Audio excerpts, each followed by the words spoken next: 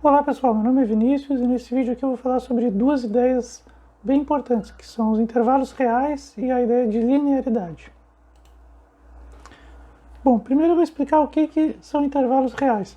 Se a gente imaginar uma reta de números reais, né, os números positivos estão à direita, os números negativos à esquerda, a gente pode indicar alguns intervalos, algumas partes dessa reta numérica simbolicamente, né? E existem basicamente três formas de a gente fazer essa representação.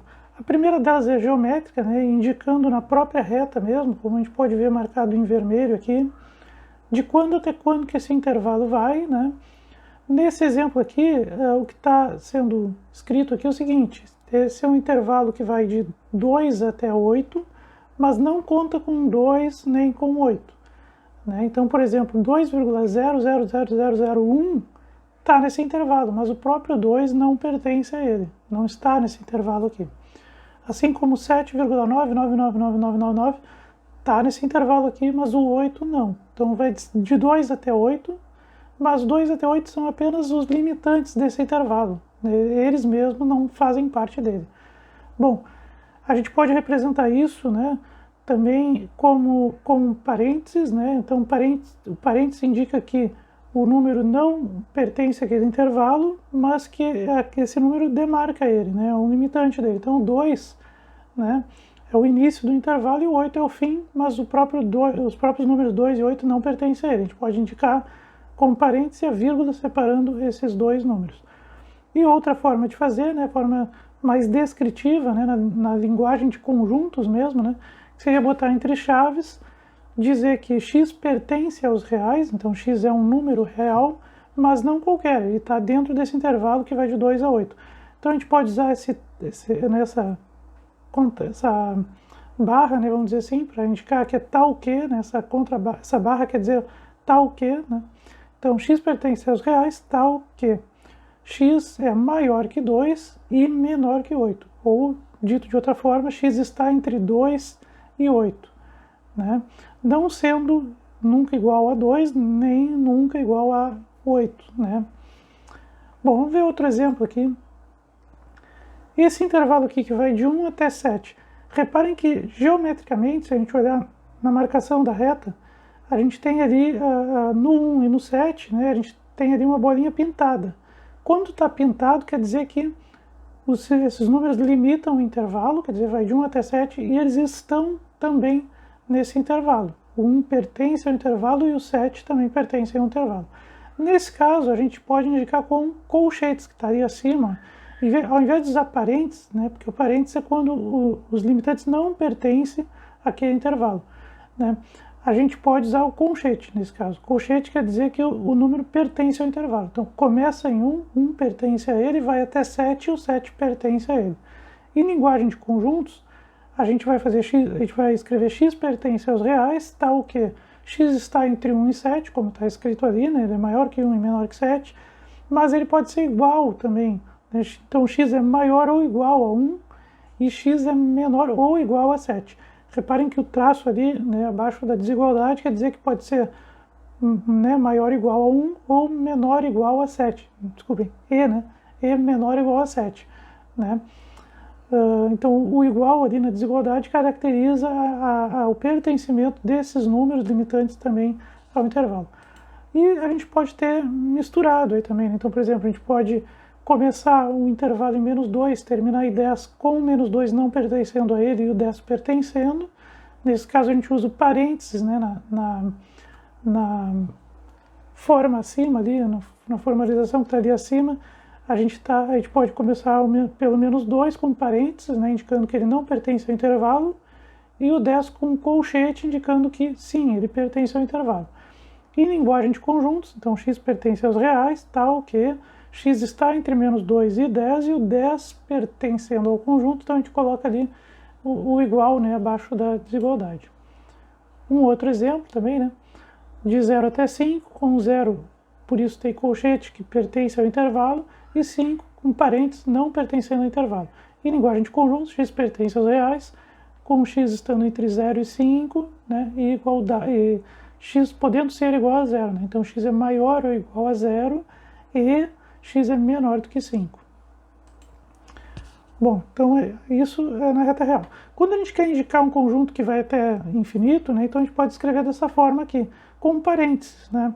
Então, infinito, sempre que tiver infinito, a gente vai escrever com parênteses. Geometricamente, a gente vai botar -1 e vai deixar marcado até onde a gente puder escrever ali na reta, indicando que não tem fim, né? Na verdade, vai de -1 e não tem fim. A gente pode escrever com parênteses, né? Então, começa em -1, sem contar com ele, vai até mais infinito, né? E aí a gente usa parênteses. E em linguagem de conjuntos, a gente pode escrever x pertence aos reais, né? Tal que x é maior que -1. Pode escrever simplesmente assim, porque na reta a gente vê aqui, onde é que está marcado ali, né? Para os números que vêm após o -1, né? Então, quando for até mais infinito, a gente só escreve que x é maior do que o primeiro número ali, o que inicia o intervalo, né? Nesse caso aqui, ele não está no intervalo, ele só demarca mesmo o início dele. E, da mesma maneira, o menos infinito, né? A gente também pode descrever o conjunto dessa maneira aí. Bom, essa basicamente aí é a ideia aqui a gente está colocando a forma gráfica, né, dos números reais. Agora eu vou falar um pouquinho mais sobre linearidade. A ideia da linearidade é resolver com regra de 3, basicamente, né? Então, assim, se para uma certa quantidade eu preciso de para outra grandeza de uma certa quantidade, a gente pode simplesmente fazer por multiplicação, né? Então, para fazer pela regra de 3 mesmo ali, para obter uma outra quantidade maior ou menor, né? Então, a gente usa a ideia de razão e proporção, né? Mas o que é isso, né? Vamos em detalhes aqui. Razão é um coeficiente numérico que compara duas grandezas. Por exemplo, qual a razão entre 50 e 25? Eu posso dividir 50 por 25 é 2, então a razão, né? Entre 50 e 25. Proporção é uma igualdade entre duas razões. Tem a ver com linearidade? Sim, tem a ver. Porque linearidade é quando duas grandezas mudam de valores na mesma proporção, né? Então vamos ver dois exemplos aqui, um de proporção direta e o outro de proporção inversa, né? Proporção direta. Se em 2 horas uma gráfica imprime 30 livros, quantos livros serão impressos nessa gráfica em 5 horas? Reparem que é um problema em que para imprimir mais livros não tem nada que influencie que vá mexer nessa proporção, né? Então, sempre, se problemas que envolvem o mesmo ritmo, normalmente, então a gente pode dizer que são problemas lineares.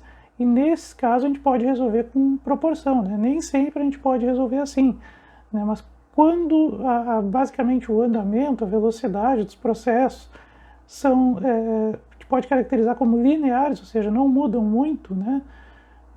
Mesmo com quantidades diferentes, a gente pode resolver por esse caminho aqui.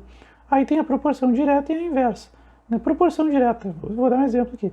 Se em 2 horas uma gráfica então imprime 30 livros, quantos livros serão impressos nessa gráfica em 5 horas? Como enquanto mais horas, mais livros vai produzir, né? Então é uma proporção direta. Quanto mais horas, mais livros. Aí a gente pode resolver usando as razões, né? Então a gente vai colocar 2 horas para 30 livros, 5 horas x, né? Dessa forma, nessa configuração que está escrita aqui, né? E aí a gente consegue, então, né, multiplicando ali 5 vezes 30, o x, né, multiplica por 2, tal, resolve, a gente vai chegar em 75 livros, tá? Agora um exemplo de proporção inversa. Bom, andando a 30 metros por segundo, João demora 3 minutos para chegar à escola. Se andar a 12 metros por segundo, quanto tempo ele levará para completar o percurso? Repara que aí, né, quanto menor a velocidade, porque nesse caso ele vai diminuir, né, vai reduzir a velocidade dele, ele vai levar mais tempo. Então é um problema de proporção inversa, porque as grandezas aí, né, elas se alteram inversamente, né? Quanto menor a velocidade, mais tempo ele vai levar para chegar. Então nesse caso a gente precisa escrever, bem parecido com o problema da proporção direta, mas a gente escreve invertido quando a gente vai colocar as razões, né? Então, como está aqui na tela. Então, 30 metros por segundo, ele demora 3 minutos. Mas aí a gente vai colocar, então, 30 ali embaixo, a gente pode inverter, né, a primeira razão, no caso, porque se a gente fosse fazer diretamente, se a gente fosse pensar como se fosse diretamente, né? A gente ia botar a informação 30 nos 3 minutos, né? Ao lado ali dos 3 minutos. Como são, né, grandezas que se alteram inversamente, então a gente vai inverter essa ordem. A primeira razão a gente vai botar 12 por 30, e aí do lado direito, então, vai os 3 minutos que foram dados, né, e o x que a gente precisa saber. Então a gente inverte a razão quando for um problema de proporção inversa, né? Fazendo as contas, aí a gente vai chegar em 7 minutos e 30 segundos, ou seja, vai demorar mais, né, um pouco aí para chegar até a escola. Era isso, até a próxima.